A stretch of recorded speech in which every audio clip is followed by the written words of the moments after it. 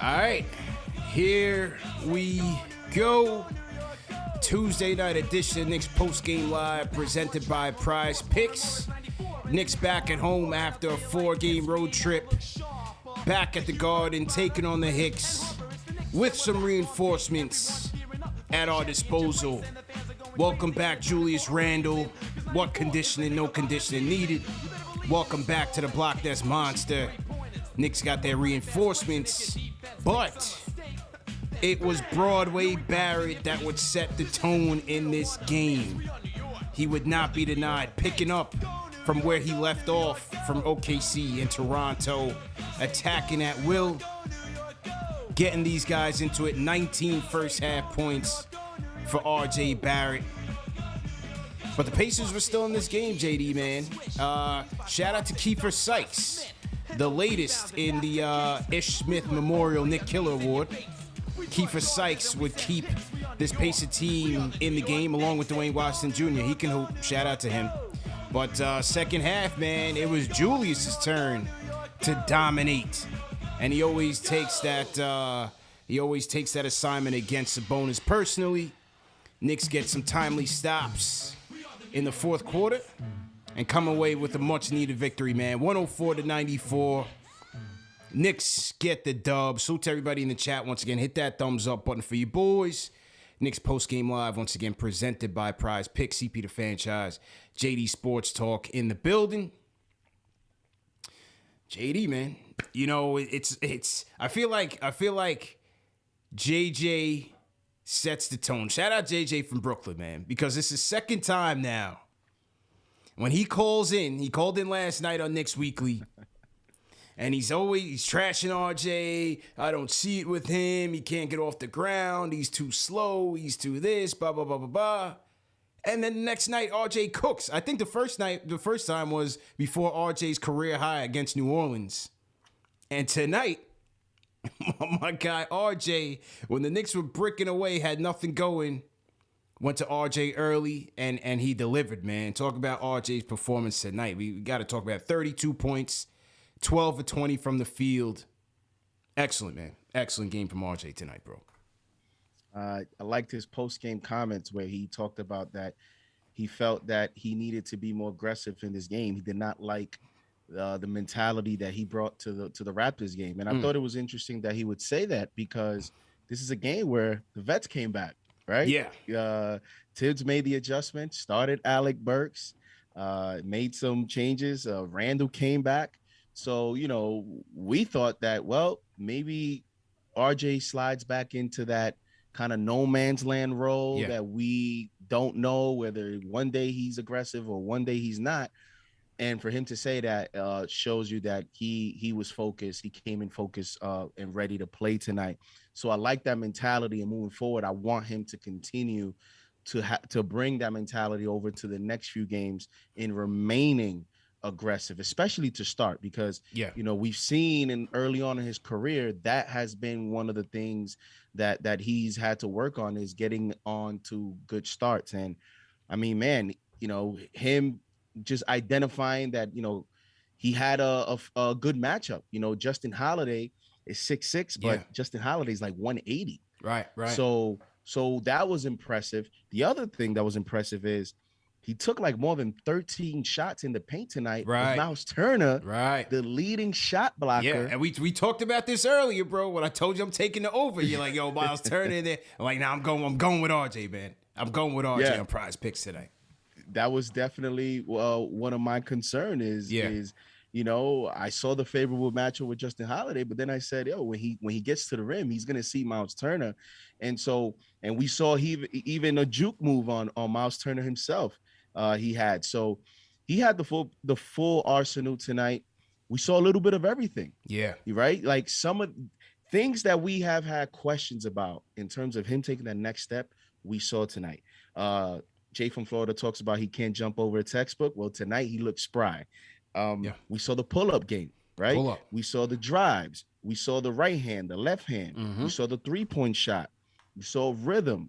And so impressive game tonight. And listen, the Knicks are going to need maybe not 32 points. Yeah. But they definitely, I think when you start to see Fournier struggle and you see what you're getting around and the deficiencies of this roster, RJ Barrett, when we look at it, this is the RJ Barrett that Knicks fans have dreamed about.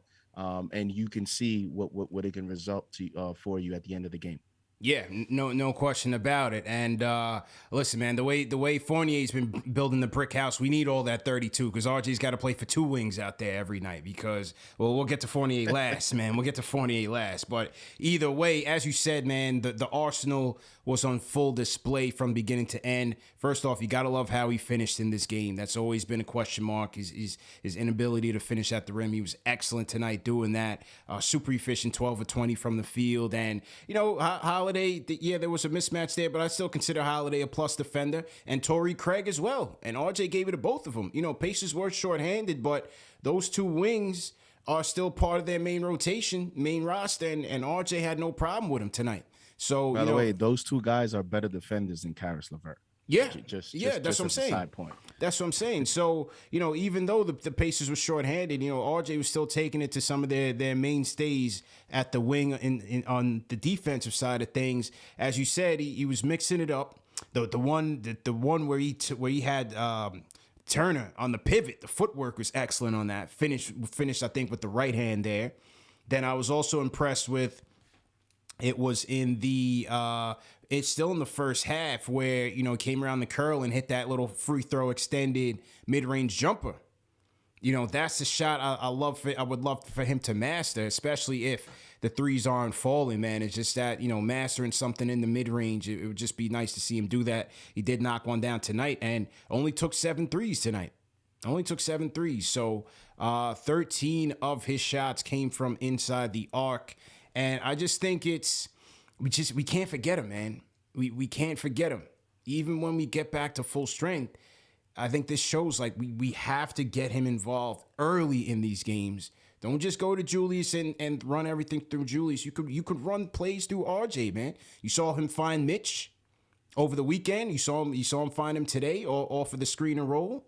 You know, his playmaking ability, he can still get those passes off.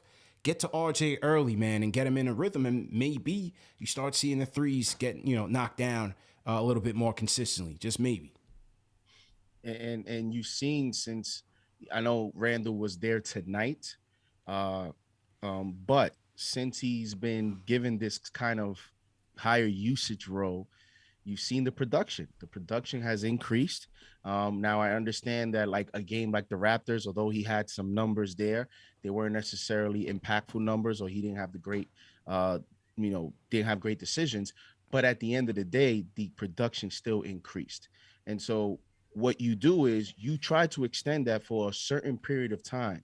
In other words, a larger sample size. And you hope that with that larger sample size, he's starting to develop into a guy that becomes comfortable in this role.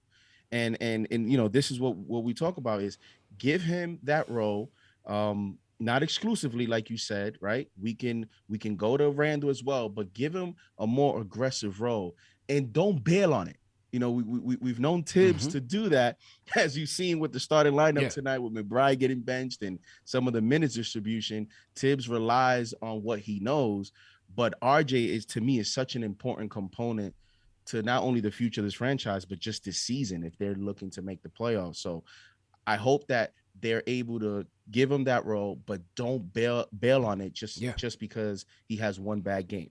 As you can see, he had a bad game against the Raptors, but then tonight he bounces back.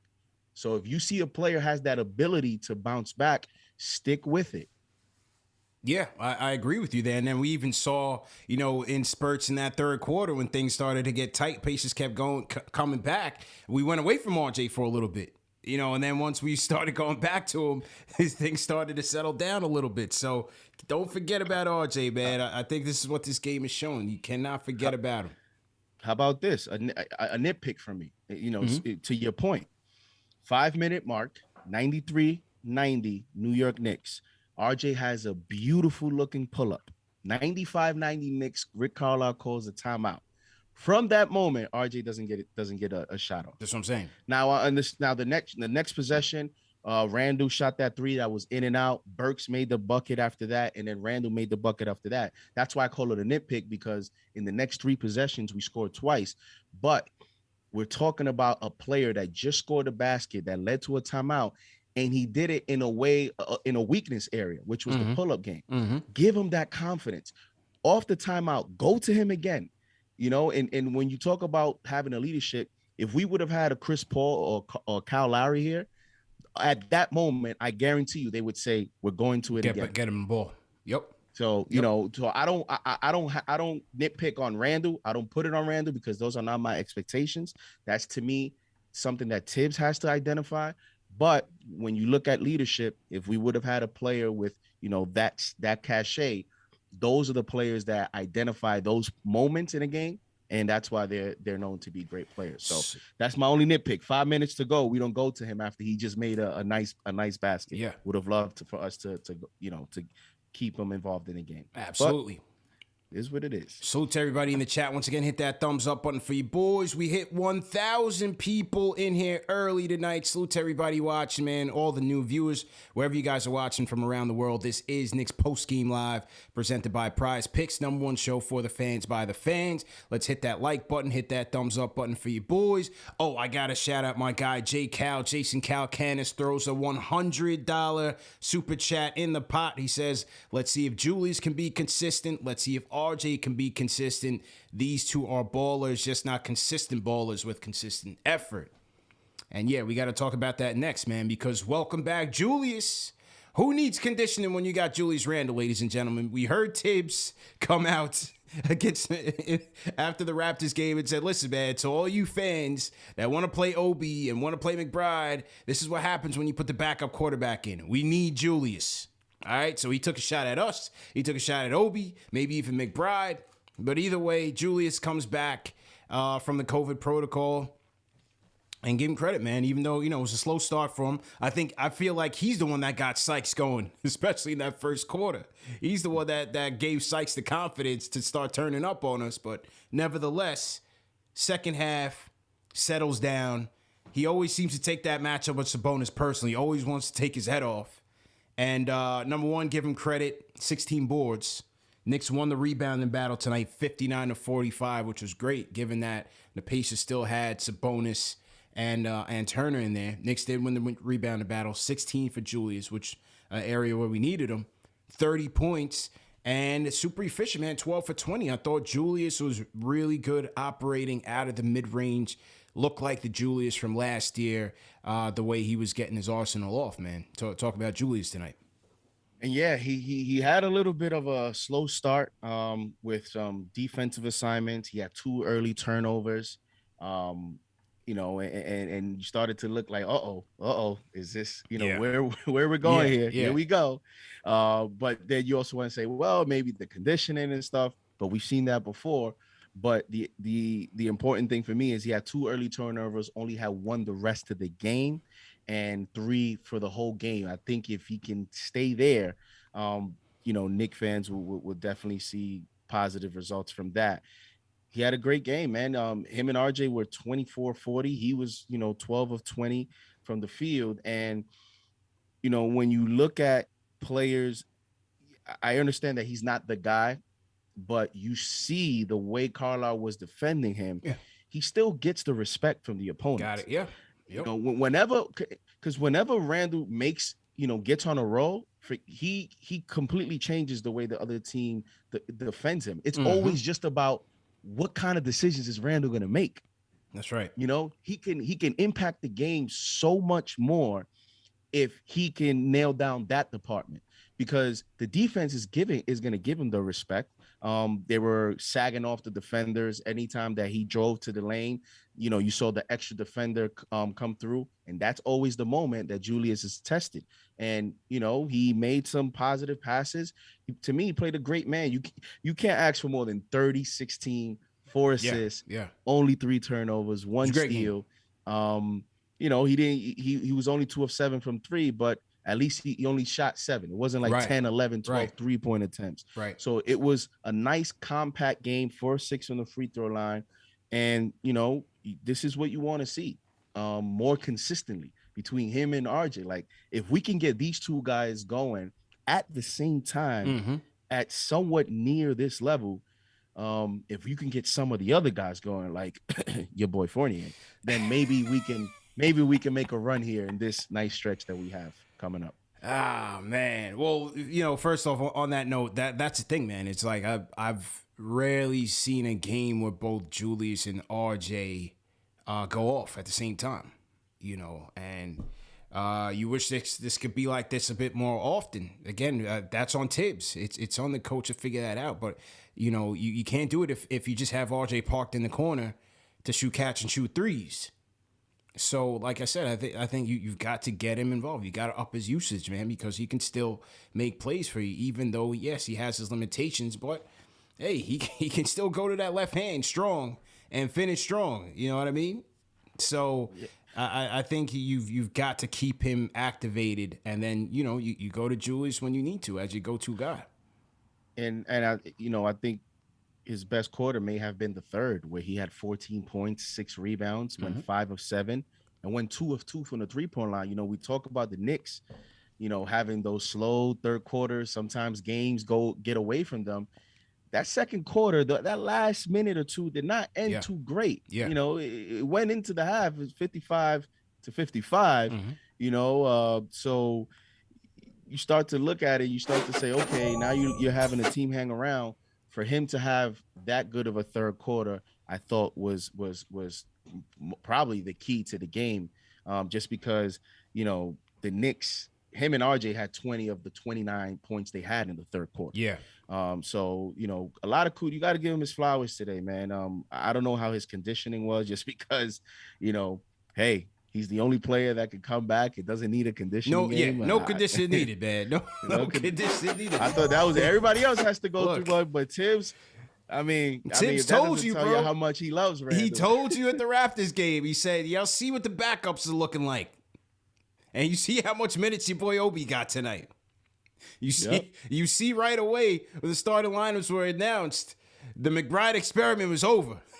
I think right after the Raptors game, Tibbs called up Leon. Was like, "Yo, we need to get Randall tested tonight. We need a negative test tonight. So we're not waiting till tomorrow."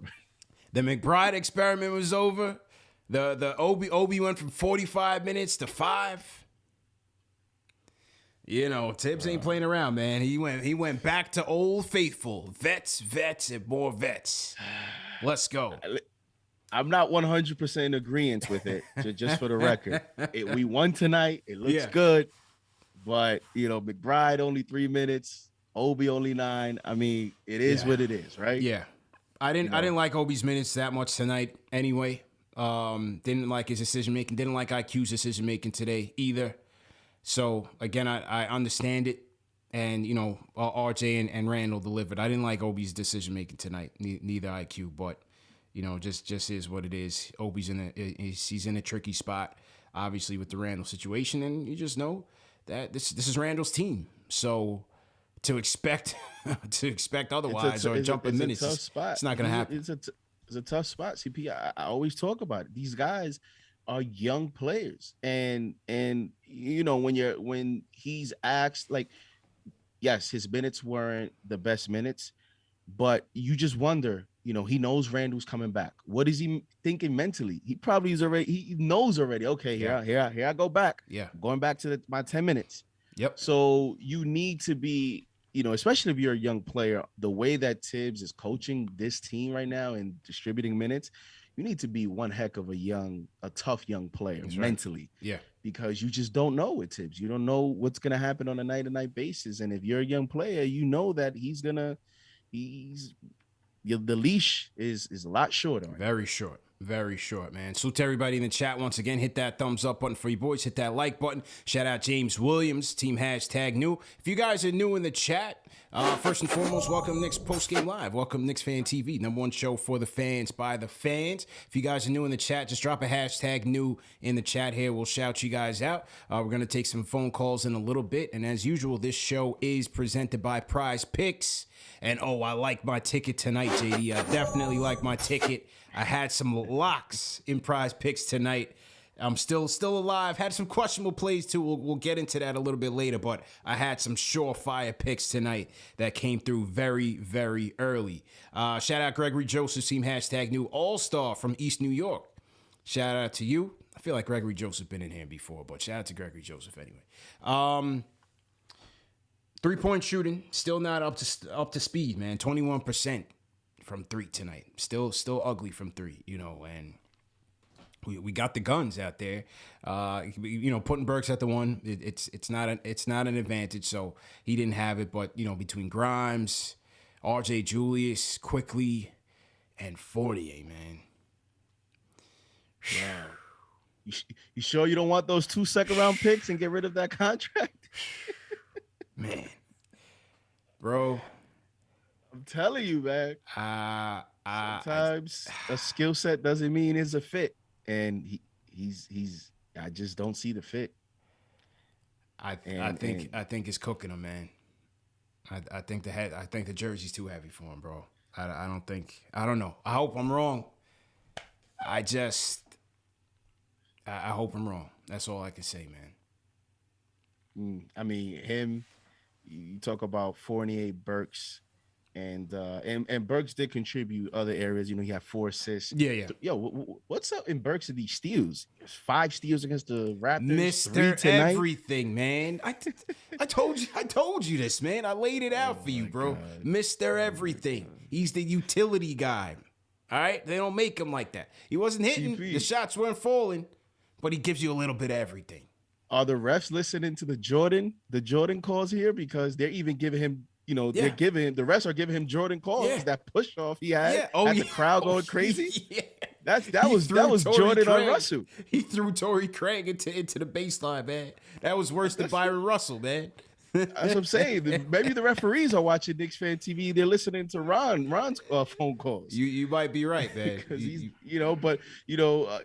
contributed in all the other categories, but from a 3-point standpoint, he was 0-5, and him, Quickly, and Fournier were 1 for 12. Yeah. And when we talk about the 3-point shot, those are 3 guys that are going to be key players, because I don't think that Fournier's minutes are going to dip that much on the 21 minutes, just because, I mean, what do you do? His contract is so large that it's kind of I don't know, like, you have to get something. You got to build something, some sort of value, and you have to hope that him as a veteran, he's going to get it going.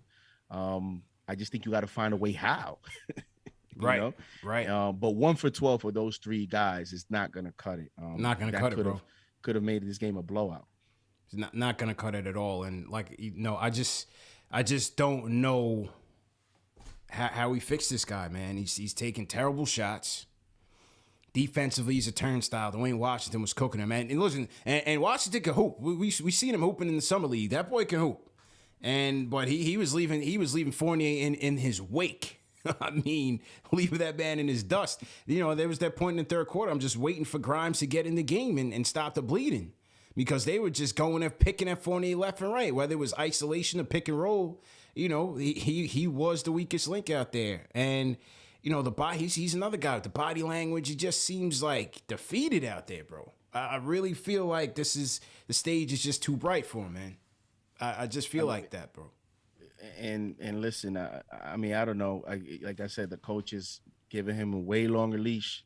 Grimes or McBride go 0 for 3 in the first half. They may not see the second half. Yeah, you're right. But right. Here comes Fournier, and Fournier in the third quarter plays, 8 minutes. Yeah. So, I think it's the same thing that we've talked about Randall before.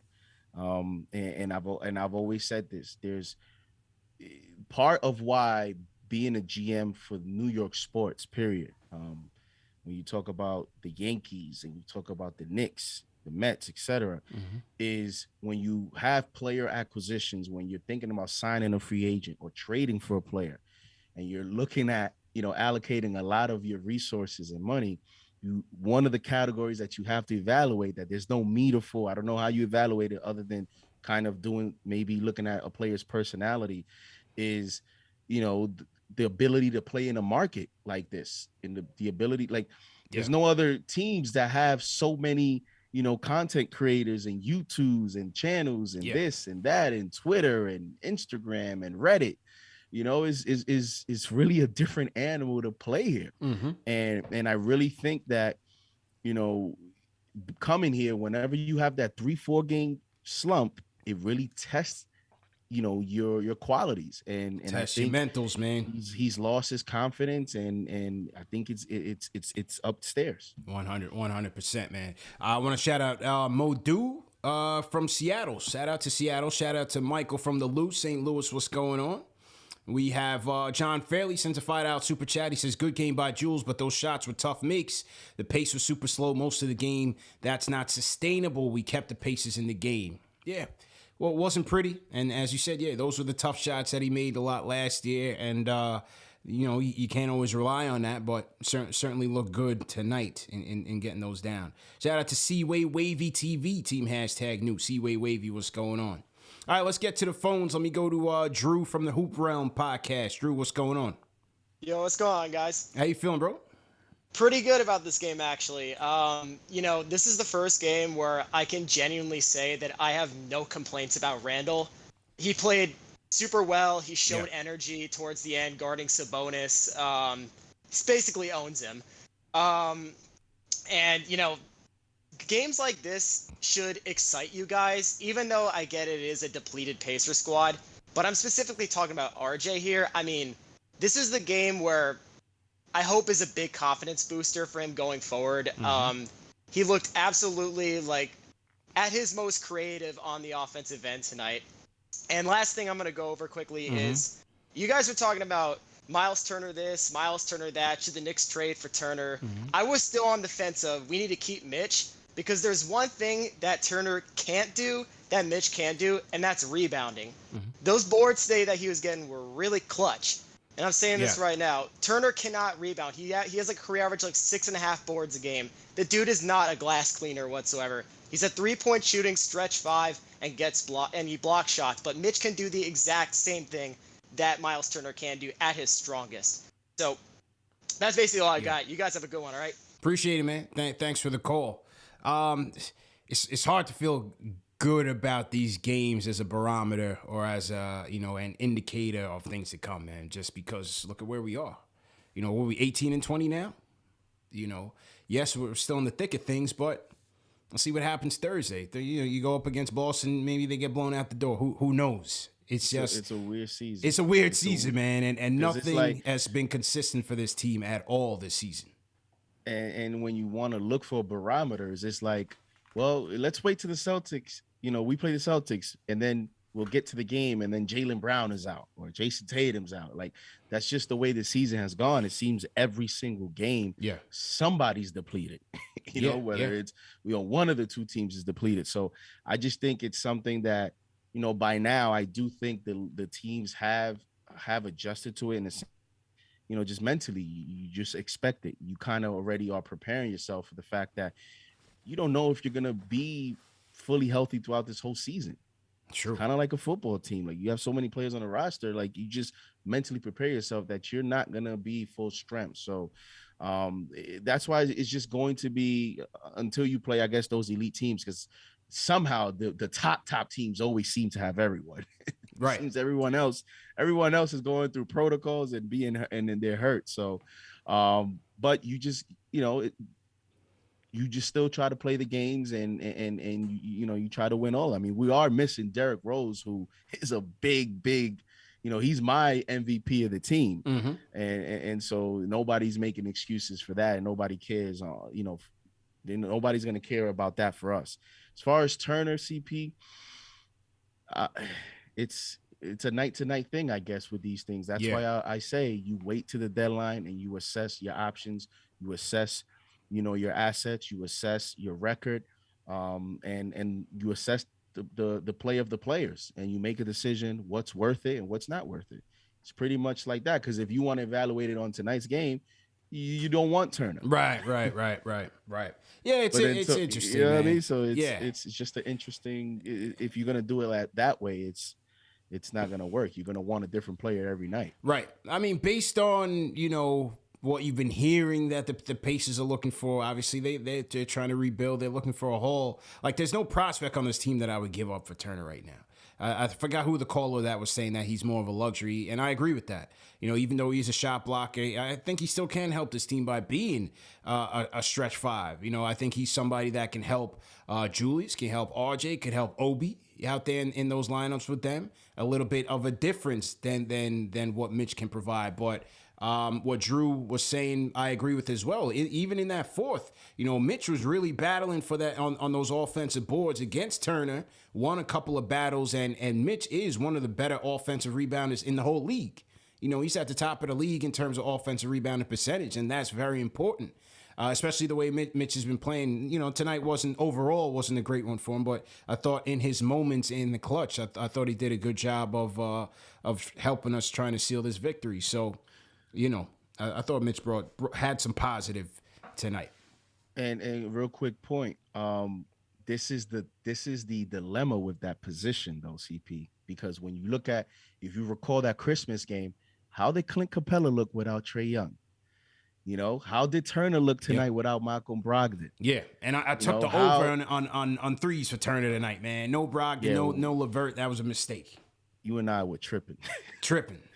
But you know but you see the inability for a team to maximize the skill set of a player like that when you don't have a playmaking point guard. You know, on our team, people have said that, hey, if we had a playmaking point guard, maybe Mitch would average exactly 10 or 12 points per game. He would be more involved in the offense.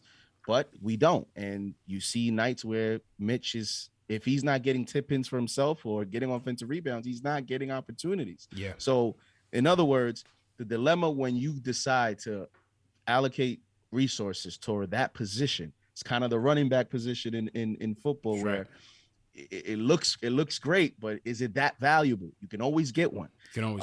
If you don't have a point guard, like the Knicks don't, you have to be careful on what you decide to give up for a guy like Miles Turner, because you're going to bring him in. That's fine. You have to pay him after 1 year, but then we still have a more talented center, still have a void at point guard.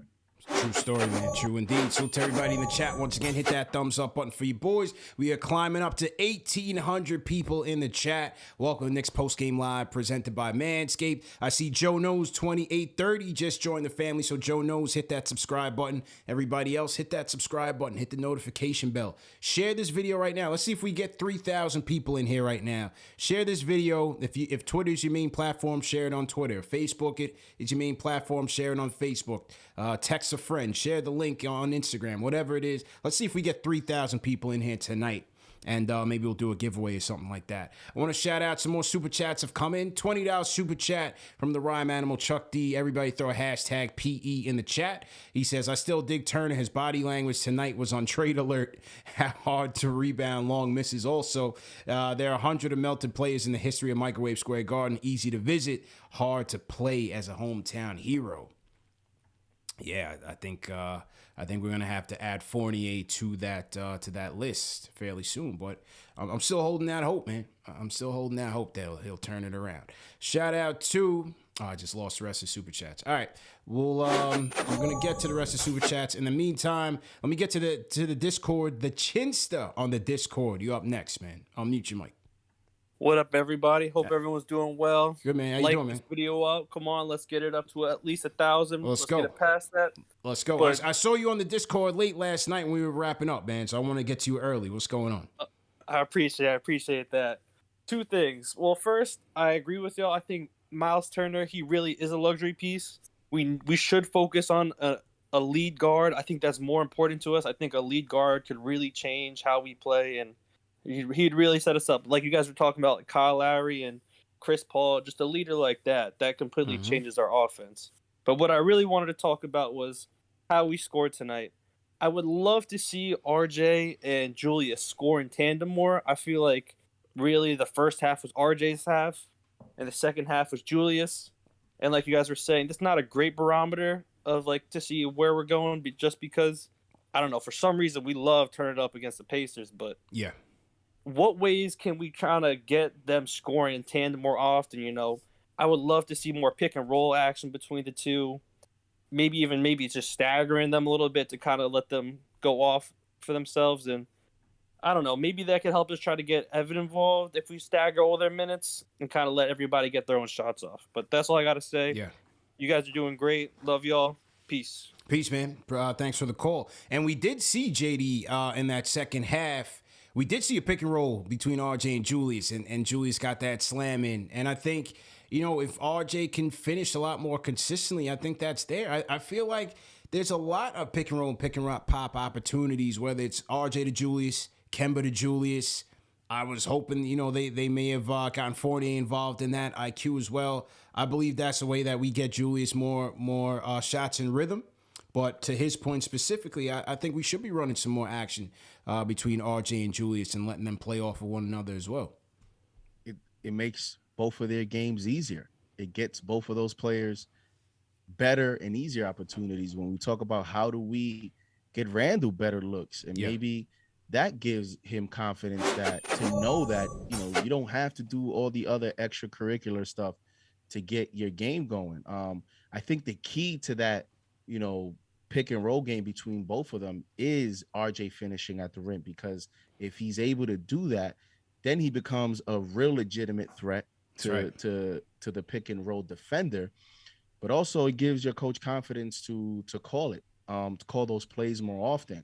Like I said, I think the theme has to become, you have to design a way that you want to play, and you have to stick to it. Even when RJ has a tough night and he goes 2 of 6 at the basket, just stick with it and see if it develops. It's pretty tough when you have an inconsistent way of just playing the game, and then also expect that the player is going to follow up with you. So I think that tonight should be some sort of a template on how they should continue to play and get two of the most important players on the team going together. Because like you mentioned, if we can find a way to get both of them playing well together, then maybe the Knicks could turn the season around. Yeah, I agree, man. And then, again, we saw that spurt in the second half where it's going from Julius back to Burks to Julius, and it's just like, yo, my guy number 9 had it rocking with us. Like, we struggling right now, but we don't have to if we put the ball in his hands. He's got the soul glow right now. Like, just give him the rock, man. Tonight is his night. So, it's part of that is just like not forgetting about him. And as you said, that's on the coach as well, man. But I thought RJ also was playing with a chip on his shoulder, because after that Raptors game, he got yanked at that game kind of early in the fourth after some lazy passes. Tibbs wasn't having it, put him on the bench. And so I think tonight he was trying to respond and just stay aggressive all night, and just stay sharp. So give credit to him. He played well. Well, let's get to the phones. Let me get to my guy, Benji from Manhattan. Benji, what's good? Hey, what's up? CP, what's up, JD? How you doing? So, yeah, I'm good, man. I'm happy. It's been like 5 days since I've taken a walk with this and called you guys. So, yeah, I mean, this game tonight, man, I mean, we love our team so much. They really don't make it easy on us, man. It's almost like passing a kidney stone every game. It's like, it's crazy. It's crazy. It's like, It's like the lead 4, the lead 7, and then you think you're in the clear. No. And then all of a sudden it becomes a 2-point game. Knicks, and it man. becomes a 1-point game. And then all of a sudden it's a 2-point game, and the Pacers have the ball with an open 3. It's agonizing. I think overall they played well tonight. Obviously RJ playing at this level is a difference maker, and Julius, like, easily one of his top 2 or 3 best games. Under control, that beautiful pull-up jumper at the top of the key that he was hitting all night. Played under control, had a couple two bad turnovers early on, 2 spinoramas that led to turnovers, but then he kind of rebounded. I thought Burks was really good too. Missed from 3, 0 for 5, but like some key baskets in the fourth, and obviously his usual doing everything on the floor. I think the Fournier thing is, I mean, they got to do something about this, because it's the most glaring thing that's wrong with this team right now. When you watch the Knicks, at least the starting 5 with a focus on that, seeing Fournier not be performing up to expectations is the most glaring thing that you see happening with this team that's negative. It's like he's out there, like a night like tonight, like How does he get only 4 attempts? How does he not look for the ball more? How is he not more involved? And I don't understand it. And JD, I know you don't like Fournier. Truth be told, I'm a big Fournier fan. I was a big advocate of signing him, so I'm obviously not pleased with how he's played thus far. A few games here and there when I was standing. I think they got to figure out something here, man. It's not, whatever is happening is not working in terms of him getting involved in the offense. He's a better player than this. He's a much better player than this. He's shown it in the Olympics. He's shown it with Orlando. He's shown it even with Boston last year. He can't play 22 minutes and not score. That doesn't work. That is hurting our team. Big time. You know, we got to make this work, man. And yeah, that's the biggest thing. But on the good news front, you know, Kemba's injury not being – I thought his injury was honestly going to be much more serious. Whenever you hear indefinitely, you always think it's going to be a long-term injury. So the fact it's day-to-day, I'm really, really hoping that he can play Thursday. And hopefully he gets up to slice and dice his former team. And then, yeah, our schedule is favorable coming up. So Boston twice, I think San Antonio, and then Dallas. Let's try to take 3 out of 4 at least here, and then we come back and we're 21-21, right in the thick of it. So I'm not expecting any major changes. All in all, I thought it was a good effort tonight, particularly on the defensive end.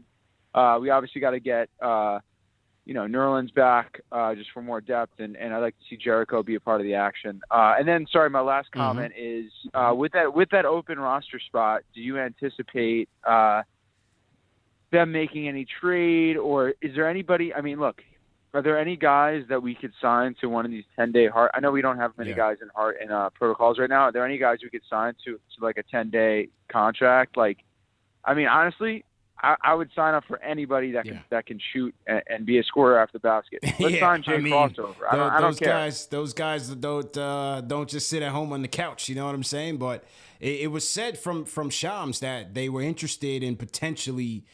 He felt like Archie Diacono had some staying power, and then once Julius came back, Noel's also out of the protocol, so they lost the COVID hardship exemption to sign him. But he still may be brought on. So there is a roster spot left. Depending on the whole Kemba and Rose situation, it may go to him. You may need a point guard depth, add to the depth, for the most part. I think that could be. But we'll see what happens as the days go. To his point about Fournier, because, he mentioned he's a big Fournier fan. And I do agree with him that Fournier is a better player than what he's shown with the Knicks. I mean, that's why the Knicks were confident in giving him the contract that they did. But I think what happened, even with the Celtics, only averaged 13 points a game. He had one of his lowest field goal attempts per game of his career. When you look at per year, he was only around 10 shots attempts per game. The only difference is he shot 46% from 3, and with the Celtics. Right. So. And the reason I think he only averaged 13 and didn't get that many attempts because you're playing with, so many other options there. And he's kind of in a similar situation here. When you talk about RJ, you talk about Kemba, you talk about Rose, you talk about Randall. So what happens is, and you saw his post-game press conference last game where he's talking about that he's used to having the ball in his hands. But that was the Orlando Magic days. Yeah. And sometimes – and the caller mentioned the Olympics. Like, these are situations where he's a featured player. And sometimes when you go to a situation where you're no longer going to be, featured in the offense, your role changes. And sometimes players adjust and they adapt to that. And sometimes players have a tough transition trying to finding their way. And I think he's having a tough transition finding his way. And then where we need him to be effective at, which is shooting, he's been up and down. Right. And then you combine that with being the Matador, El Matador, if you will. It's not a good look overall. And you're right, because in Orlando, he did have the ball in his hands a lot more. Usage was a bit higher in Orlando than it has been here. Just looking at it overall, according to Cleaning the Glass. So his usage at its peak in Orlando was at 26.2%. Now it's down to about 19.5 here. He was in the 91st percentile in the league in usage back in Orlando in last year. 69th percentile now. Assist percentage has dropped a ton. You know, outside of his rookie year, Fournier was basically in the top quarter of the league in assist percentage every year since 2013. Basically at the top, say, third top quarter. Now he's down to 9.7%. If you look at his field goal attempts, he had 5 seasons at 13 or more attempts with the Magic. Since then, he hasn't had one season at that type of, that many attempts per season. So, and like I said, you see why. And like I said, he shot 46% with the Celtics. Yeah, I wish he could do that here. Right. And then but it hasn't worked out so far. But even still, bro, like he's not even knocking down wide open looks. You know what I'm saying? Like this is wide open looks now. Forget about shot attempts going downhill and him breaking those. Like he's missing wide open looks, bro. And when he continues to do that fadeaway, kind of step back fadeaway, and sometimes he does it from the 3-point line, or sometimes he does it right a step up in front of the line. He's done that a few times, and that tells me he has no idea how to get in rhythm, because there's no way Fournier, he's known to be a high IQ player. There's no way that he thinks that those are positive, terrible good shots, bro. From the minute he launches it, I'm side-eyeing that thing. So I'm like, yo, come on, man. What are you doing, man? What are you doing? But as Benji said, we got to get that right, man. We got to get that right.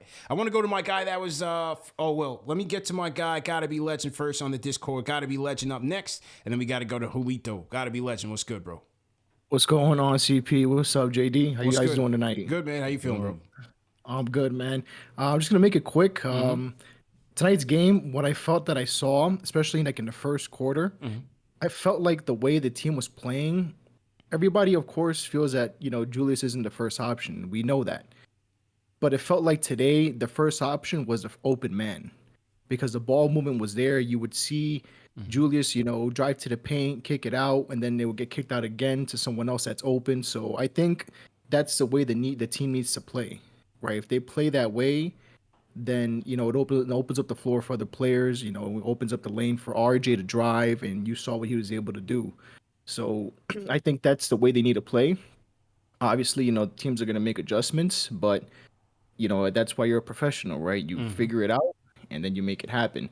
But the real reason I wanted to call today is because today we ran a test, right, in the Discord server, right? We set up a game thread, so all posts related to the game tonight would go into that thread, and it was very successful.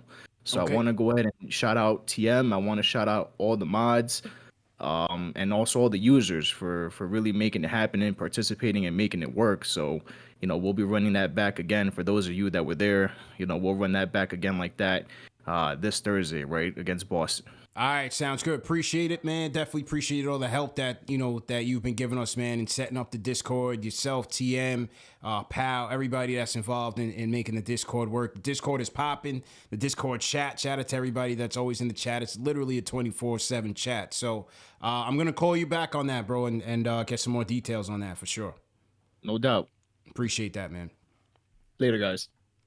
And TM just dropped the link to the Discord so more people can get involved. The Discord is where it's at. People join the conversation. And as you see, you can also call in, especially you guys that are from out of town, out of the country. The Discord, you can call us up on the Discord for absolutely free. And the calls come in super crispy. So make sure you guys do that.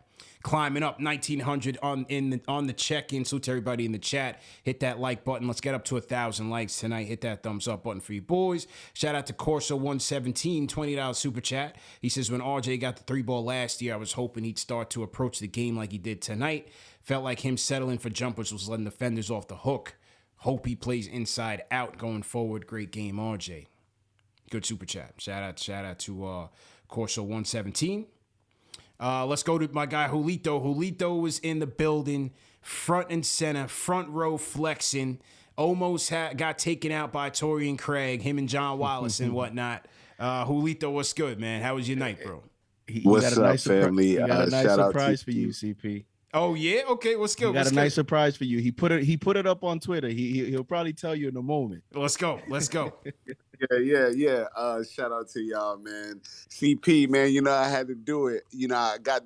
It was a moment where AB came next to me. I said, try your luck, man. I said, yo, AB, let me get that jersey. He was like, I got you. And then after the game, he gave me the jersey. That was special, man.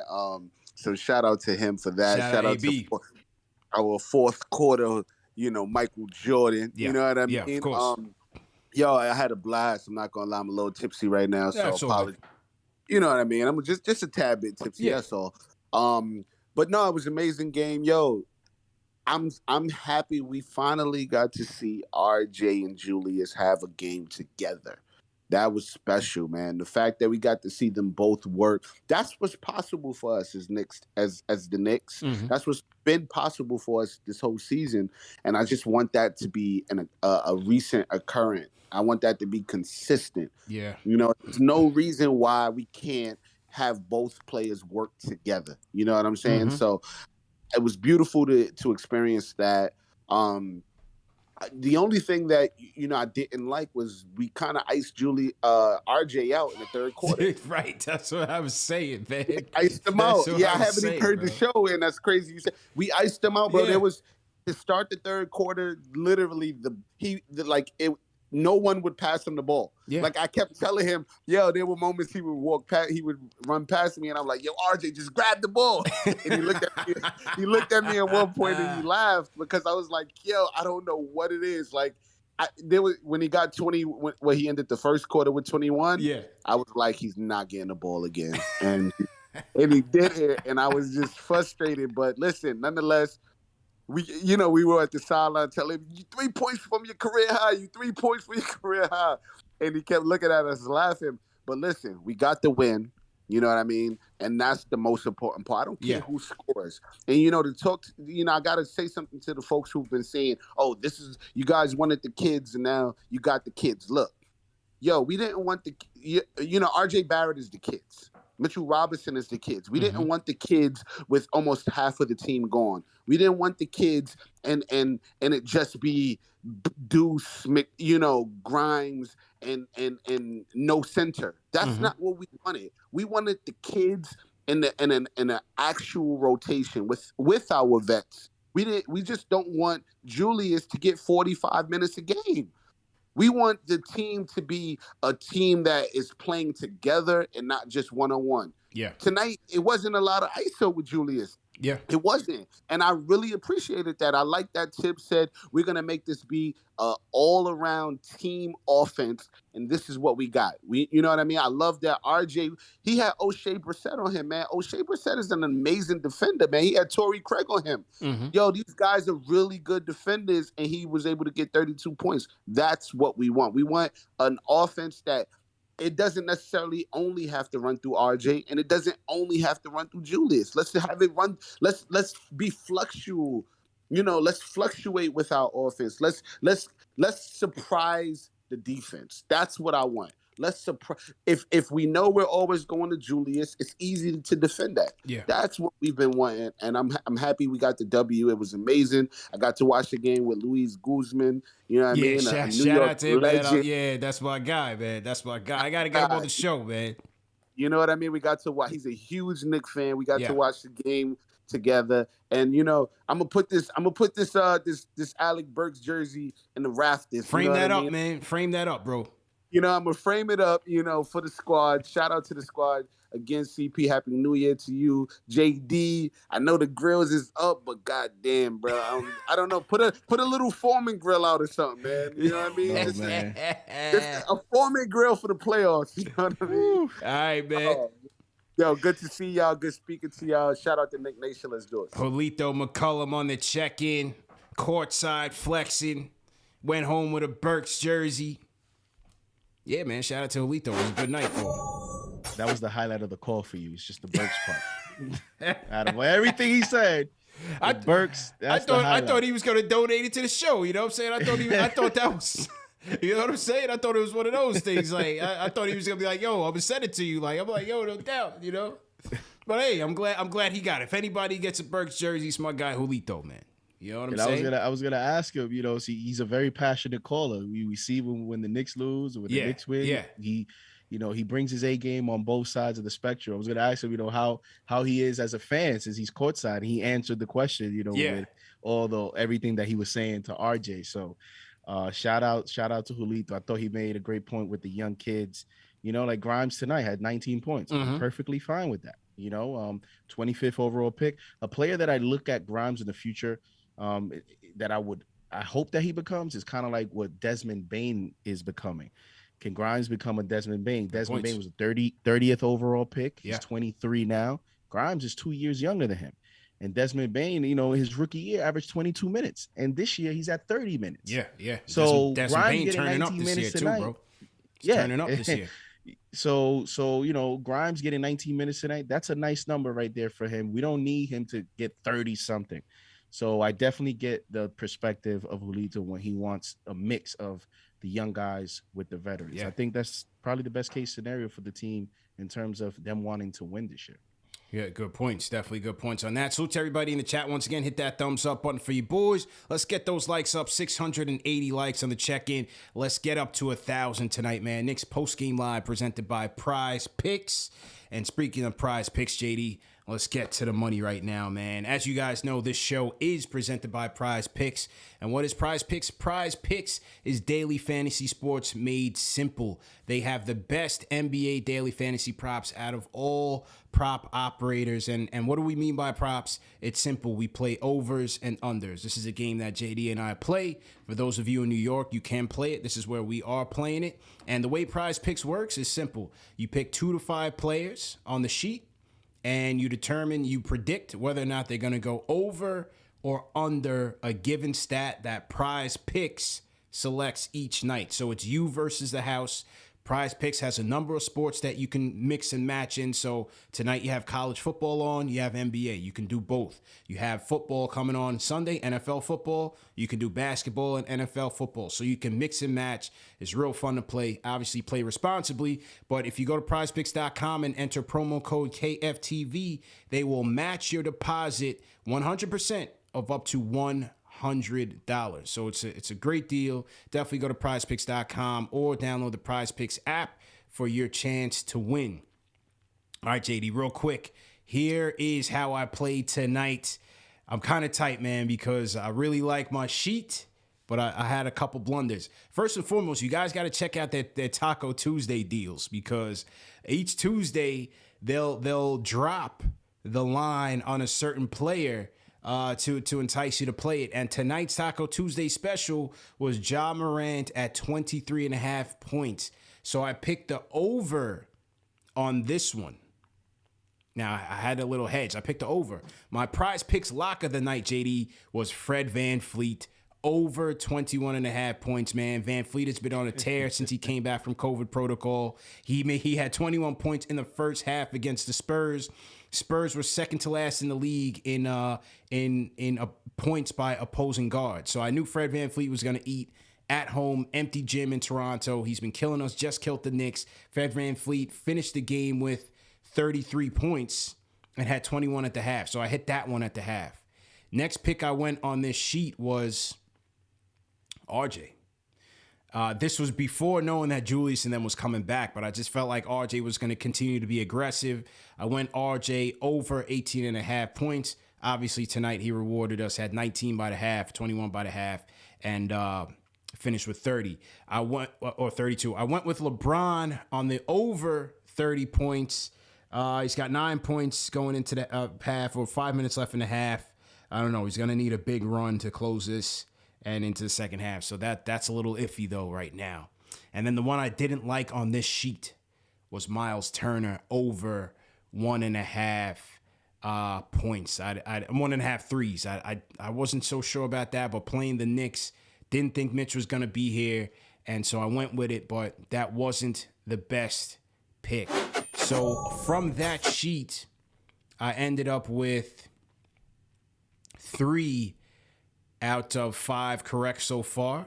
And I still have LeBron going, but LeBron has to get 31 points. So I still have a shot at $40. I missed my chance at $200. But what I did was I played 2 sheets. On my second sheet, I went VanVleet. Flip-flop. Yeah, I did. That was a bad move. I went VanVleet with the over, which I hit. They also had, in addition to John Morant on the Taco Tuesday 23.5, they had the regular John Morant line at 27 points. I took the under on that. So I still got that. He finished that game against Cleveland with 26 points. Because I figured second night of a back-to-back, I thought he was going to go in, but not like in. So he finished with 26, and I hit that. But then once I heard that Julius and these guys were coming back, I took the under on RJ. Because I thought I should have had faith in Broadway either way, man. I took the under on RJ. Obviously, I didn't hit on that. You must have caught that before they took all the Knicks out. Yeah. I went to look for it. I didn't see it. They put it back in. They took Fournier out once Julius got announced, though. They did take Fournier's numbers out. They did everyone a favor. They did everyone a favor. Saved people money. They did everyone a favor. But also on that ticket, I have LeBron on that ticket over 30.5. So we'll see if he hits that. But this was the one that I really wanted on the original ticket. It was Cam Johnson.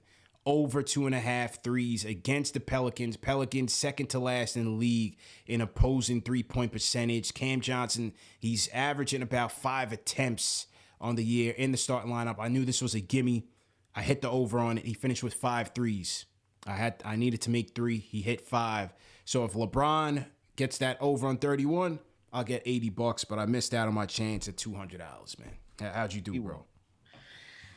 Well, it was definitely a tough night.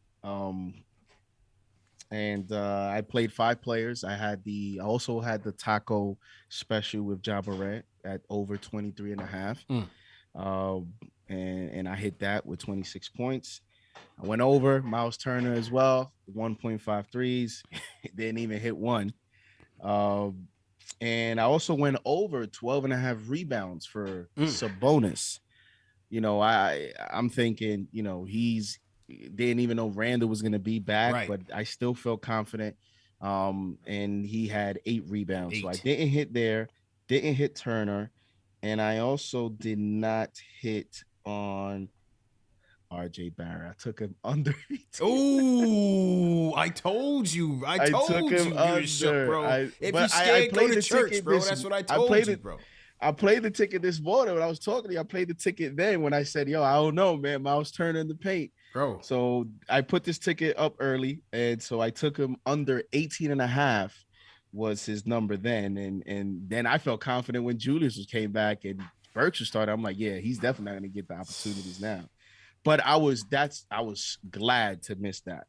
And then my 5th player, I actually took LeBron under 30.5 points. And the only reason is the last time LeBron had 31 points or more versus the Kings was in 2017. Yeah, he finished with 30 in the first matchup. Yeah, he had 30 his first matchup, but before that he had 16, 17, and 15 points. Now I know those some of those games are not relevant to how he's playing this year, but yeah, you know, when you have that many games, sometimes it's just weird stuff like that. Sometimes it's just a team that you don't really go crazy on. So I said, you know, he's going on a crazy run. Maybe tonight's the night that he just doesn't hit 31 points. So I hit the under, and I think I'm going to hit that. But that's 2 out of 5. 2 out of 5, you don't win any money. Yeah.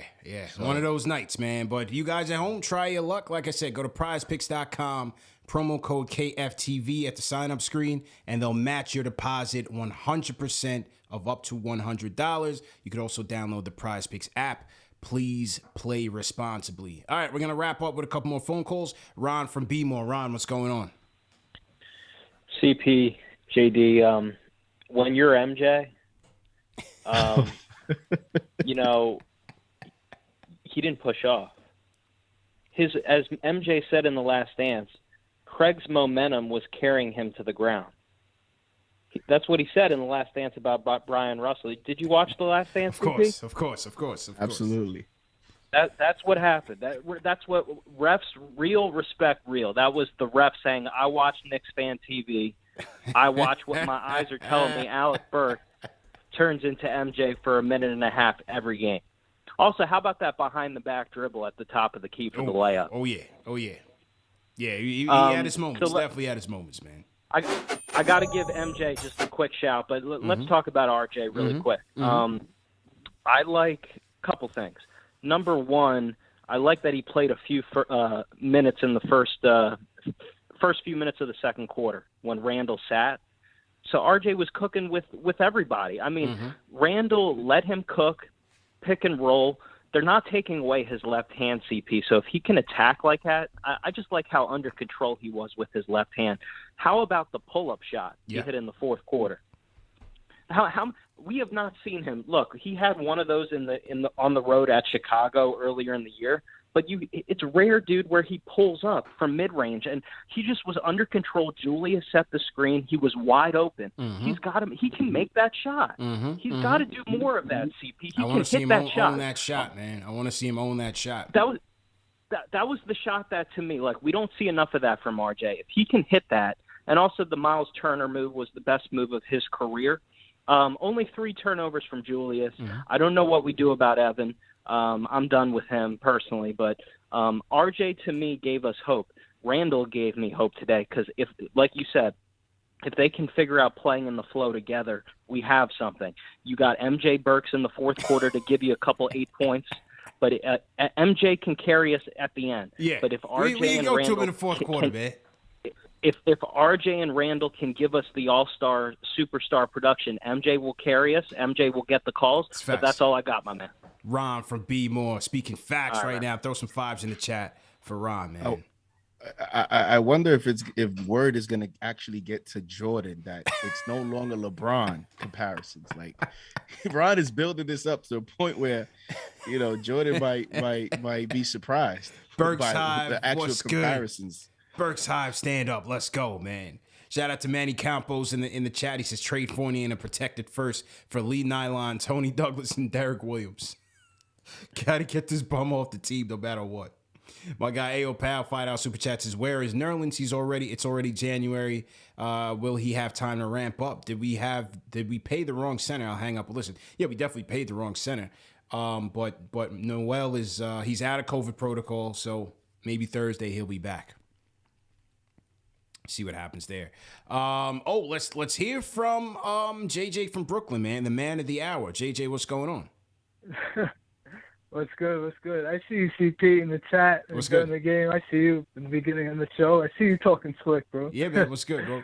Nah, man, it's fun, man. It's fun. This is what makes this show great, man. The banter, the back and forth. You guys letting the fans go head to head during the show, man. It's all in fun, man. I love it. Absolutely. I'm not running from the smoke, though. No, I know it's funny. Whenever I call and I say something about it, the next game he goes off. It's just, but that's what I do. When he's struggling, for all you RJ fans, I'll just call and say my negative remarks about him. Now we need you to get Fournier going now. We need you to get Fournier activated, bro. I don't think that's possible, man. I don't think that's possible, man. I don't know. But man, yeah, I mean, I can't front. RJ was great tonight, but the thing is he finished well. That's the thing. I mean, but that's more the anomaly than, that's rarely does that happen. He has his games where he finishes well at the hoop, and then he'll have 6 or 7 in a row where he's missing all the bunnies. Like, you guys act like I'm asking for a ton. I'm just asking for consistency from a 3rd overall pick in his 3rd year. You're definitely right. He was amazing tonight. There's no doubt about it. His finishing was amazing. I'm not even going to say, it was because the guys were out. He had a couple of nice drives on Craig, who's a really good defender. So I can't knock him, but just be consistent, man. Yeah. Like, if he has 5-6 games, 10 points a game, 30%, no one's really going to remember this. They're just going to say, okay, this is just the rare occasion where he has a great game. It's funny. Everyone during the chat, during the game, JJ's not going to call. You better call. And, it's fun, though. I love it, man. I love the banter. This is what makes the show great, man. It's all in fun, man. It's all a good time, man. But he was great tonight. Just be consistent, man. 3rd year. Yeah. Just be consistent, man. I'm not asking for the world. Just bring this every night. I mean, obviously he's not going to score 34 every night. Yeah. But can you give me 20 the next game on good efficiency? That's all I'm really asking I for, hear man. you, man. Appreciate the call, man. JJ's looking for that consistency. Yeah, listen, it's understandable, bro. Definitely understandable. His last 3 games, he's averaging 18 attempts per game. Yeah. At almost 26 points per game, only 27% shooting from 3. But in a funny way, that's actually maybe a positive that he's at that high mark, points per game, at 26. He's 52% from the field. So that means he's shooting a high percentage from 2, which is rare, which is where you start. Only 27% from 3, but I just wonder if that was the sample size we got, 17, 18 attempts throughout a duration of a season, what would the production look like? And I think, to answer his question in terms of can we see this more? Yeah. I think it's a combination of him, his mentality, as well as the team making sure that he's involved to that, to that usage in terms of, getting those shots up. And how about the free throw attempts? 6 more tonight. He had about 6 in the Toronto game. He had 7 in the Toronto game, 9 against OKC. So that's 8 attempts last 3 games. 8 attempts in his last 3 games. Got to give him credit there. If we got that for a larger sample size, yeah, I don't know that he's going to average 26 a game, but he may be hitting that 20, 21 mark that a lot of us have been waiting for him to get to. Absolutely, man. Let me hear from Femi from BK. Femi on the Discord. What's going on? Unmute your mic, bro. Femi going once. Femi, you missing your debut, man. All right, we gotta get Femi. We gotta get Femi out of there. Well, I know Michael's ready to go. Michael, let's go. Yeah, man. Happy New Year's, bro. Oh, man, but we back, bro. Let's go. Let's go, bro. I just want to say, bro, this inconsistency got me crazy, bro. I was hoping for this to happen, bro. With my eyes was tearing up, man. It was beautiful to see, bro. You know, it was not beautiful to see Evan Fournier doing the same old trash thing he does, bro. We don't need no Frenchman, bro. We not the New York Frenchman, bro. Fournier can't Evan Fournier. That experiment is done, bro. Get out of here, bro. It's not the Revolutionary War, bro. Okay, we don't need help. All right, bro. We don't need help. Get French people out of New York, bro. I'm done. All right. The thing is, bro, it's like we have to trade for Denzel Valentine and then waive him and get $1 million for free because we signed Evan Fournier to that big contract. And no, like, why are we doing these big contracts? Like, we win now when we have Kemba Walker starting. We have Kemba Walker starting, who's multiple times injured. You have Evan Fournier, and you have Mitch coming back off an injury. Come on, man. We at the beginning of the season was like, win now with these contracts. Now it's like we have to wait 2 years for a good contract. And like, if the Evan Fournier contract didn't happen, we would have been in a way better place. And it's like RJ and Randall, like I don't trust myself to see this consistently. I don't trust them. I don't trust this. I just don't trust it. Okay. It's 5 against 4 out there with Evan Fournier. Anywhere, bro. It's not the Celtics every time, bro.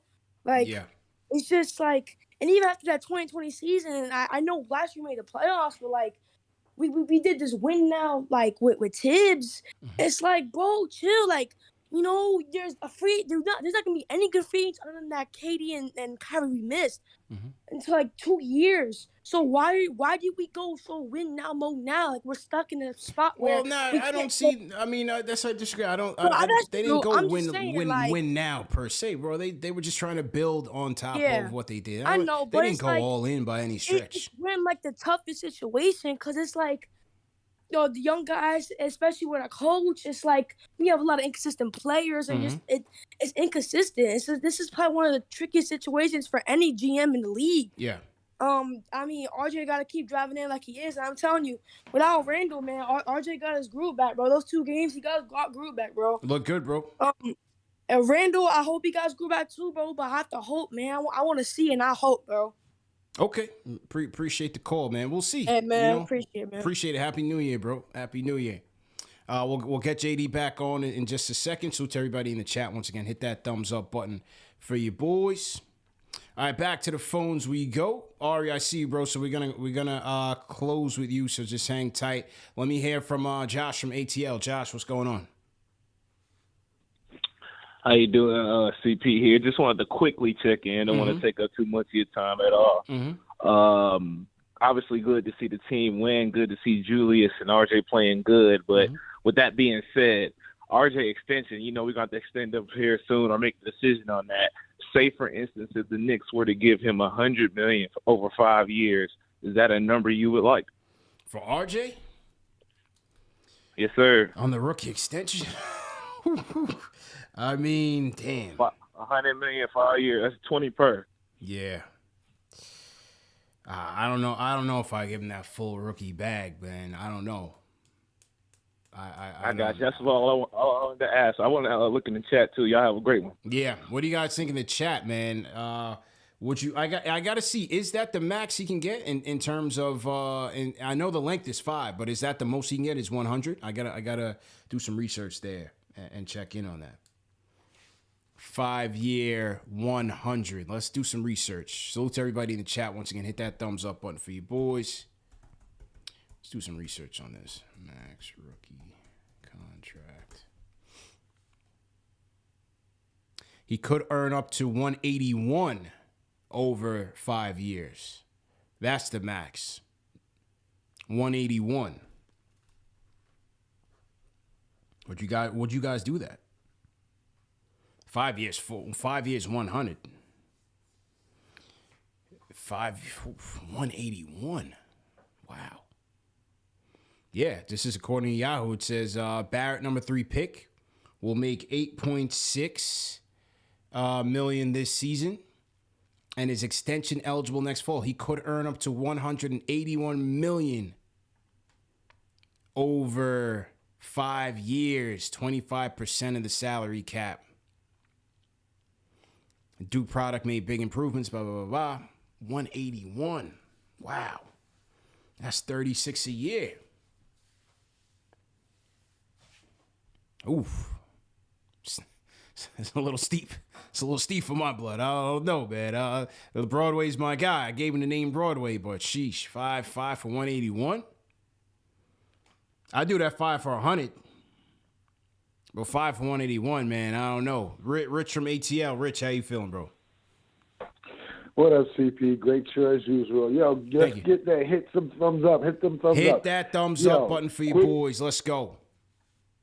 Quick point. What I loved about tonight's game was that when Julius saw RJ was hot, he physically grabbed the ball and went right to him. I love that, because it seemed like it left him with energy for the third quarter to shut it down.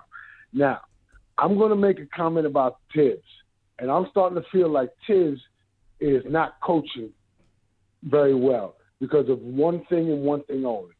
My biggest issue with him right now is that we're not developing a lead guard. We're putting too much pressure on Burks. I like Burks coming off the bench. I like Burks finishing up the fourth quarter. And putting him at point guard, it puts too much pressure on the ball for him to just get loose on a regular basis for me. I like him coming off the bench. And Fournier, I don't know what it is. If this coach is supposed to be such a great defensive coach, I've seen worse players become better defenders under Pat Riley than I have seen what's going on with Fournier. And I believe that the issue right now is that Tibbs does not know what he wants to do offensively, which is causing problems for people that do have the ability to score, and how do we get them the ball. My other thing about Tibbs, I don't think of him as a great coach. I think he's pretty good, but I have a problem with him when you cannot motivate your players to play 100% of every game. That is an issue of coaching, in my opinion. And it just seems like on the second year of every Tibbs coaching stop, the players stop listening to him. I want you to let me know what you think. You have a great show, guys. JD, good to see you back. Salute, man. Salute. I mean, yeah, on the whole, players tuning him out. Not being in the locker room is hard to really say. But it's certainly something that, happened in Minnesota. Certainly had success with the Bulls, but we know in Minnesota that was an issue. And we'll have to see that. As far as Fournier and his defense, Fournier was never a good defensive player, and he's played for a ton of defensive-minded coaches. Steve Clifford was a defensive coach. Brad Stevens was a defensive coach. Fournier he can't play D. He can't guard anybody out there. So it's hard to ask Tibbs Tibbs ain't playing defense for him. You know what I mean? The coach can only do but so much. I understand, yeah, certain coaches got more out of their players, and some players maybe, are able to be reached where they go above and beyond their normal skill sets on the defensive side. But Fournier's never been a good defender, man. So I don't know. I'm not sure if you can really save him. I didn't expect his defense to just come in and change overnight. Just based on who he is. He is who he is. JD, what's going on, bro? Well, I don't know if I'm giving RJ. I give him 5 for 81. I don't know about 181. Oof, 181. Oof. That's 36 a year, bro. Oof, man. That's a lot of 25% of your cap. That's always interesting when you have that much of a distance to get your max. Is sometimes fans forget the business side, forget the agent side, and you forget what the game plan is from a RJ to agent standpoint. You know, because you try to get the most money you can, and that's what it is. So sure. It'll be interesting when that time comes, but I definitely don't think he would get that amount unless he starts playing like tonight more consistently. Right. Then it might get tricky. Yeah, I agree. As far as the caller, I mean, I will say this though, CP. I didn't expect him to be this bad a defender. A lot was talked about, even Tibbs was saying it in the offseason interviews. He said it here on KnicksFanTV, and we've seen it. Like he might, just like he's playing maybe his worst basketball, he might be playing the worst defense of his career. And I know a lot of people may say that's not saying much, but it's still a difference because that's what we're getting. I don't care what he did with the Celtics or the Magic. The Fournier we're getting is even worse defensively than the Fournier that was playing defense prior to us. And I think even that to me has been somewhat of a surprise for you to be this bad. Because, for example, Obi is not known as a great defender, but you see the improvement from last year to this year. Yeah.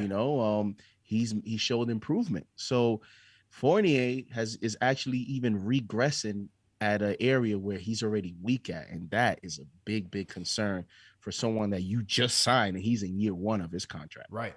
I mean, is it tired legs? Going from the playoffs to first round playoffs, Olympics. He said it on KnicksFanTV.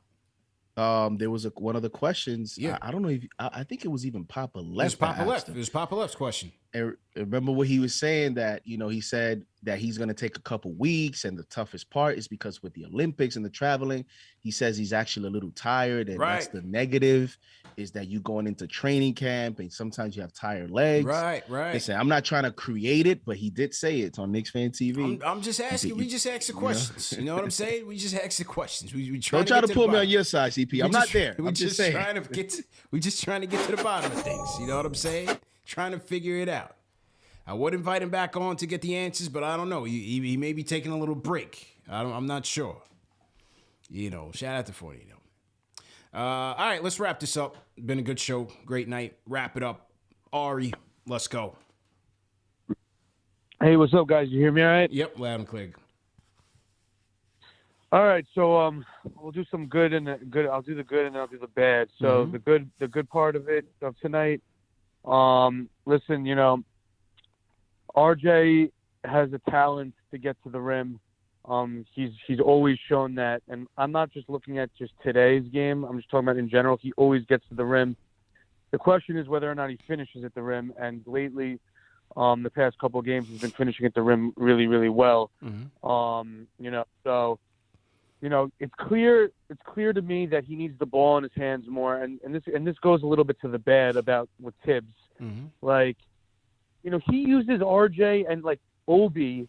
He uses Obi on offense like he's Kyle Korver, like he's in the corner, just like spotting up for three. Like I can't believe how many times I see Obi and RJ just standing in the corner, spacing the floor. It's like Obi can't shoot. Obi needs to be in the pick and roll and he needs to go to the rim, right? And I just like the things with Tibbs just boggles my mind how he utilizes these players, right? I think RJ needs the ball in his hands a lot more. I think he needs to create, because at the minimum, at least he puts pressure on the rim, so he could kick it out, he could get fouled. if he's finishing better, he can get some easy buckets like that. But, this whole, in my opinion, I saw a lot of ISO ball tonight, at least in the end. Mm-hmm. The last 6 minutes of the game, this type of, listen, Randall had a great game. Not going to hate on Randall tonight. He had a great game. But he was hitting some shots that were very, very tough. Unless your name is Kevin Durant, you're not going to be hitting those shots from a good clip. And come playoff time, if we make the playoffs, that's just not good basketball down the stretch. The last 6 minutes of the game, what I saw was Julius Randle going one-on-one, one play, and then the next play, R.J. Barrett going and driving to the rim. And this highlights the biggest problem on the team, which is the lack of a point guard, man. Point guard. We've been talking about it forever. Man. Mm-hmm. You have a point guard on this team who could generate offense, put the ball, run the pick and roll, put pressure and put on the rim, put everyone in the right spots. It'll open up the game for everybody. I'm with JD. I think Derrick Rose's absence is truly missed, and I just think that instead of just thinking in the moment, it's Randall had a great game, RJ had a great game. At the end of the day, we both know these guys are capable for dropping 30 any night. It's whether or not they can be consistent is what separates someone from being a great player and someone being an average player. But, I just think that you need a point guard on this team or else we're never going to go anywhere. That's true. It's just we need a point guard, man. It's Yes. as simple as that. It makes the game easier for everybody. So, although I did like the way they played, you take the win. I didn't like the offense down the stretch. I didn't like a little bit Randall was hitting tough shots, and I just think we're fooling ourselves if we think that, those shots are good shots down the stretch and that, we're going to be able to compete in the playoffs playing the way we did today. I just think it's fool's gold. So, I just think we should, take the win, but still prioritize the rebuild and not overanalyze one game. Let's take it in 10-game, 15-game increments and take it from there. But overall, great game, like what I see from RJ. But I just don't think we should look too into it and feel like we're any closer to competing today than we were yesterday, because I don't think we are at all. That's just my opinion. Good call, Ari. A level-headed Ari. You know what I'm saying? Yeah. Okay. A level-headed I thought he was gonna go off about Obi. He might have forgot. Yeah. Shout out to Ari, man. Weekday Ari's he's a different cat. He's a different animal. Weekend Ari is an animal. Make no mistake. Turn up Ari is different. Turn up Ari is a whole nother animal, man. But shout out to Ari. Great show. Shout out to Robert Randolph, man. He know what time it is. He knows what time it is. All right, we doing it just to get there, Robert. His trades are way out of whack. But he is on point when he says everyone watches KnicksFanTV. Hit that thumbs up button for you boys. Number one show for the fans, by the fans. Not just Knicks fans, but all fans of the NBA. So to all the Pacers fans here. My guy Jake Asman is in here. Everybody check out the Jake Asman show. Shout out my guy Jake, man. Been on the show numerous times. Great fan, Knicks fan, Jets fan. Shout out to Jake. Always tuning in. Yeah, Robert's a funny guy, man. CP, a little bit more juice now for that Celtics matchup on TNT. Back to back. Which one is on TNT? The first one or the second one? Probably it's the first one, Thursday. Gotta be. First one, 7:30 p.m. TNT. Let's go. At and home? is that the home game? Okay, let's go. That's let's the home go. game. So, all right, let's go. Hopefully it's got a not home Reggie. win. Hopefully it's not Reggie, man. We had enough of Reggie at MSG.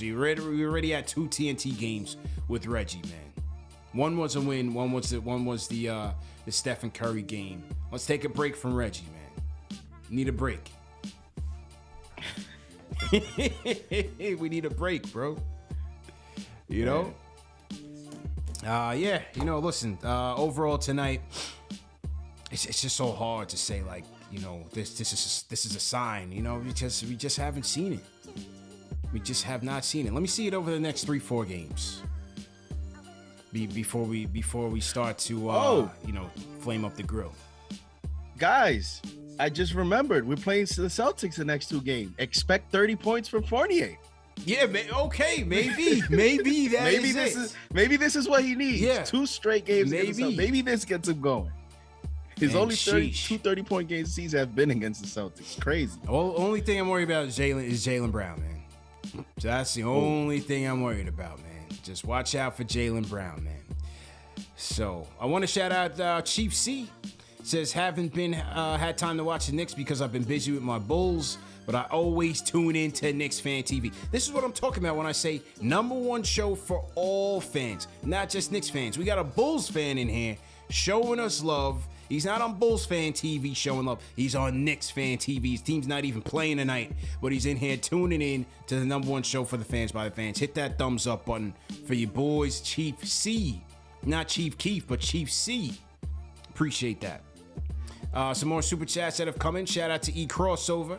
Sends a $5 super chat. He says RJ and Randall better play like this against the top 4 teams in each conference in order to determine if they can be a good combo together. Michael Parker, number one fan of the show, says, salute Knicks Nation, salute to the chat, one time for the mods. My guy Al Diddy checking in from Orlando says, seeing RJ and Julius go off live was an amazing experience. We need that. That Garden was live tonight. Okay, so my guy Al Diddy came up from Orlando, was in the building tonight for the game. So shout out to him. Shout out to Sean Green, to support of Knicks Fan TV. I have been quite watching. Love this. So shout out to Sean Green. Shout out to Vidinho. He says popped in to like and donate. We'll listen fully tomorrow. So my man just came in to show love. He's got other things to do, but he's part of the replay gang. So shout out to the replay gang and appreciate the support. Hoodies Vintage says solid performance by RJ. Only thing stopping him from 40 was Tibbs and Randall. Bad game by Evan, but Tibbs set rotations doesn't help. Run some plays. Shout out to George Clear. Says, how about that right hand for RJ? Yeah, RJ was mixing it up out there, man. The arsenal was on full display. CeeLo MIA. Salute to CeeLo. Maxwell Walter says, if Evan was half the player he was in the Olympics, it'd be a game changer. It's a shame. Also good to see Jew back. Reminded me of last year, no doubt. Yeah, and that's the thing, JD. It's like, you know, we bring Evan in here to be an upgrade to Bullock. And it just hasn't even been that. You know, at least Bullock, but you know, so yeah, some nights he still give you 2 points, but like, you know, he give you some defense. He give you some versatile defense. And then on nights when he's on, he's splashing from downtown. Like, this has not been the upgrade over Bullock, man. Has not been the upgrade. And the funny thing is, you talk about system players. Bullock this year shooting 30% from 3 in Dallas. Interesting. So although he's with Doncic, yeah, it just hasn't been a fit.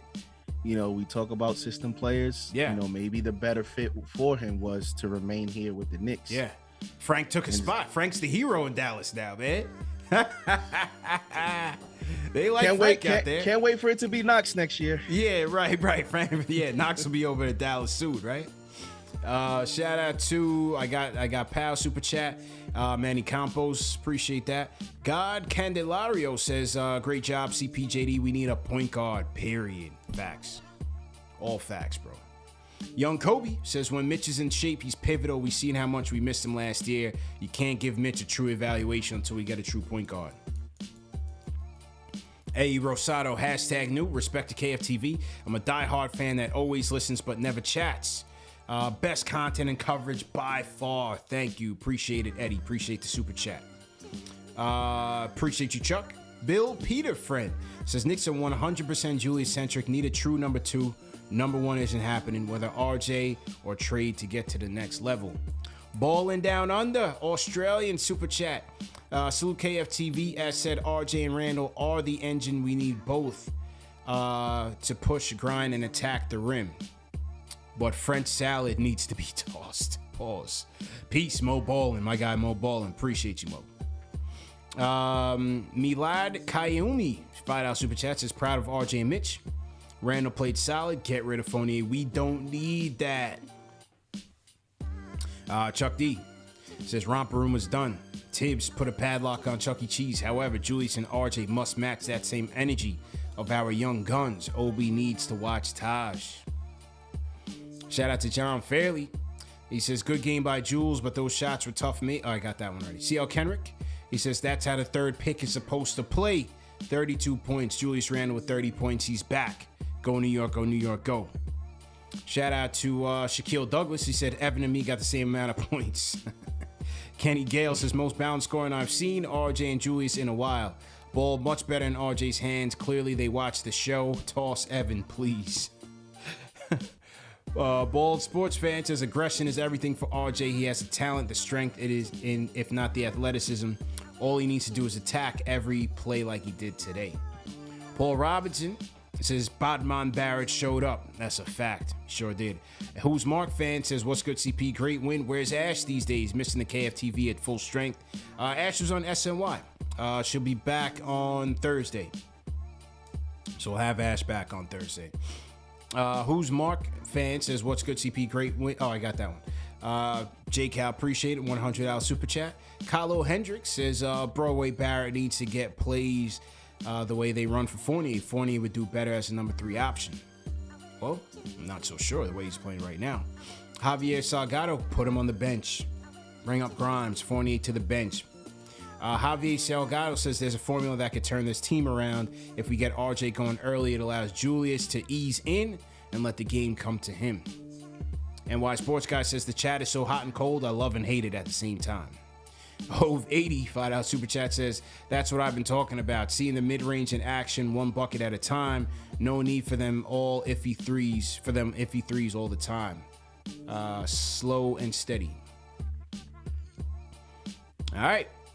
Great show, man. That was the super chats for the night. Once again, we appreciate everybody for donating. Appreciate everybody for tuning in. Hit that like button, subscribe to the channel, share these videos. Very important, man. You know, times are hard. Some people may not have the resources to donate, and that's okay too, but there are ways that you can support us for free. And like I said, hit the like button, hit the notification bell, hit the subscribe button, share these videos, join our newsletter, KnicksFanTV.com. Join the newsletter. Very important to do that as well. And yeah, man, you know, you continue to do those things, it'll take us a long way. Our success is all dependent on the audience participation and their support, and we appreciate it so far. We've gotten very far based on that, so let's keep it going. JD, any last words before we get up out of here? Fournier player of the game on Thursday. Let's go. I'm playing the over. Oh, you playing the over on Prize Picks? I'm just gonna do it for the fact that he just plays well against him. Hey, you're a good man on that one, man. You're definitely a good man on that one. As JD said, this show is presented by Prize Picks. Play at home, man. Go to prizepicks.com, enter promo code KFTV for a 100% match on your deposit of up to $100. You don't have to put in all 100. Put in whatever you want up to 100, and they will match that. So it's a good deal. Play responsibly. You can play in New York. Go on Prize Picks. You can check out the FAQ for the states where you can play. It varies, but you can definitely play in New York. So my people at home, go ahead and play, but play responsibly. So we'll see you guys Thursday. #1 show for the fans by the fans. CPJD, we out of here. Peace.